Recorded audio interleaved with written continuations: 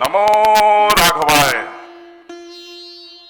मर्यादा पुरुषोत्तम भगवान श्री सीताराम जी की कृपा से आज परम पूज्य परम आदरणीय श्रीमद जगत गुरु रामानंदाचार्य स्वामी श्री रामभद्राचार्य, हम सब लोगों के गुरु, बहुत बचपन में जो है हम बाबा बन गए, साधु बन गए थे।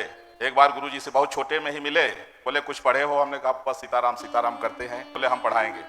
मैंने जो कुछ भी सीखा बस गुरु जी से सीखा है। जहां भी रहे हमने कुछ किया ही नहीं, अपने आप सब कुछ होता गया। भगवान श्री राम की नगरी अयोध्या, जो संतों की सबसे पुरानी छावनी सी तपस्वी जी की छावनी है, महात्यागियों की आचार्य पीठ है, वहां का वर्तमान में मैं पीठाधीश्वर हूं। ये गुरु जी के अहेतु की कृपा। सत्य कहने में मुझे कोई डर नहीं है। संपूर्ण पृथ्वी पर हनुमान चालीसा से लेकर के ऋग्वेद तक का ज्ञान रखने वाले कोई है तो श्री जगत गुरु जी है। अभी डॉक्टर महेश दास जी बोल रहे थे, मुझे ऐसा लगता है साक्षात जो है वशिष्ठ जी ही गुरु जी के रूप में अवतरित हुए हैं।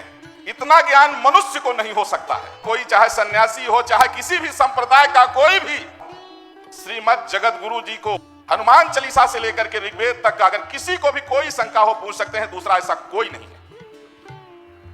एक दिन बैठ करके चर्चा कर रहे थे कि सरकार ने पद्म विभूषण दिया है।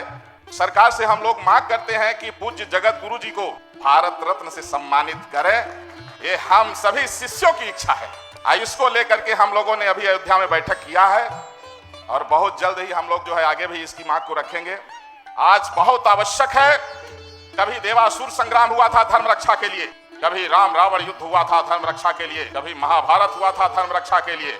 वर्तमान में जिस तरह से मच्छर बढ़ गए हैं उसी तरह से मुल्ला बढ़ रहे हैं। जब तक गोमांस खाने वालों का संवैधानिक अधिकार खत्म नहीं होगा तब तक गौ हत्या नहीं बंद हो सकती है। ईसाई मुसलमानों की नेशनलिटी खत्म हो और भारत संवैधानिक रूप से हिंदू राष्ट्र घोषित हो, इसको लेकर के हम सब लोग गुरु जी के चरणों में निवेदन कर रहे हैं। और गुरु जी की ही एक बात ऐसी है जो अकाट्य है, आज तक किसी ने काटा नहीं है। सब मानते हैं, सब मानेंगे। जब इंदिरा गांधी अपनी कुर्सी बचाने के लिए पूरे देश को जेल में तब्दील कर दी थी, राष्ट्र हित सर्वोपरि का मतलब है कि देश हित की रक्षा के लिए, सनातन संस्कृति की रक्षा के लिए जरूरत पड़े तो 40 करोड़ जो आतंकवादी जिहादियों को जिंदा जमीन में गड़वा दिया जाए, कोई अपराध नहीं। मैं ज्यादा नहीं बोलूंगा। पूज्य गुरुदेव के चरणों में लोग आशीर्वाद लेने के लिए आए हैं।